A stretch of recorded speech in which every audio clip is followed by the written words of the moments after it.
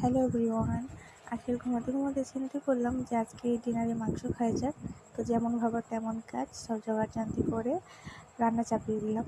ফার্স্টে কড়াই গরম করে তাতে সরিষার তেল দিয়ে তাতে পেঁয়াজ দিয়ে লাল করে ভেজে উঠলে তারপরে তাতে আদা রসুনের পেস্ট দিয়ে দিলাম। আদা রসুনের পেস্ট ভাজা ভাজা হয়ে গেলে তাতে দিয়ে দিলাম নুন, হলুদ, লঙ্কার গুঁড়ো একে একে দিয়ে তারপর একটু সামান্য জল দিয়ে মশলাটা ভালো করে কষিয়ে নিলাম। দেখো কত সুন্দর লাল লাল হয়েছে। তারপরে মাংসটা দিয়ে তার মধ্যে ভালো করে কষিয়ে নিলাম।